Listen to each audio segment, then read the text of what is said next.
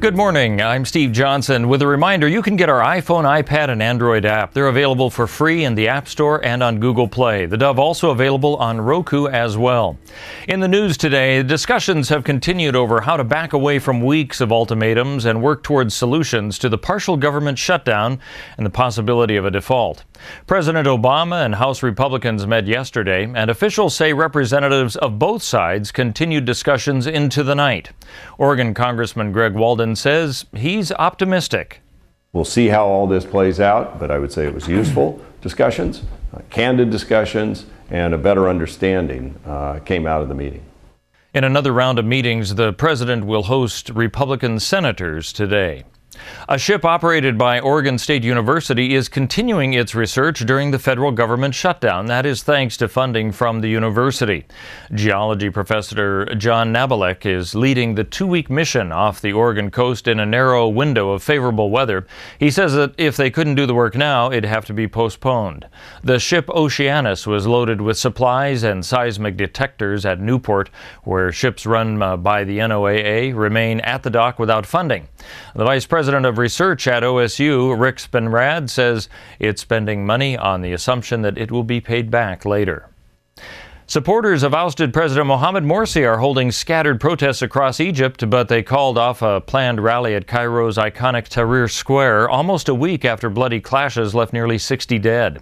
Thousands of Morsi supporters took to the streets today in several cities, commemorating 100 days since Egypt's first democratically elected president was ousted by the military, following mass protests calling for his resignation. The state has released its redesigned report cards for Oregon public schools and districts. In a southern Oregon area, 6 Jackson schools received the highest grade: Ashland High, Sams Valley Elementary, Madrone Trail Charter School, Talent Elementary, and Pinehurst Elementary.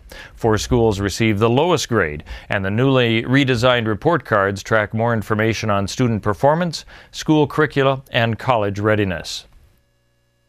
People started lining up at 3 in the morning, and by 9 o'clock Thursday, there were more than 500 shoppers eager for the new Nordstrom Rack store to open its doors at the Oakway Center in Eugene. One shopper says it'll save her driving to Portland for discounts on Nordstrom products. Nordstrom hired 50 people for that new store in Eugene.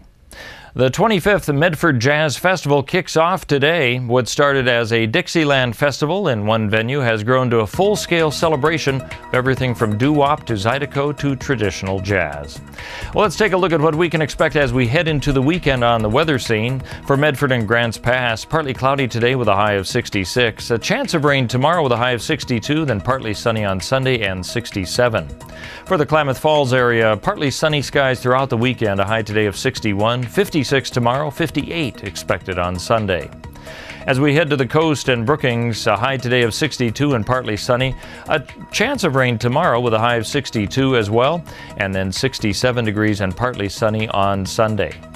Looking to the Port Orford Coos Bay area, partly cloudy today with a high of 59. A chance for rain tomorrow with a high of 60, and then sunny on Sunday with a high of 62. And for the Klamath Falls, or Wairika, I should say, in Northern California, partly cloudy today, 65 today, 61 tomorrow, 64 Sunday. That's news and weather here on the Dove.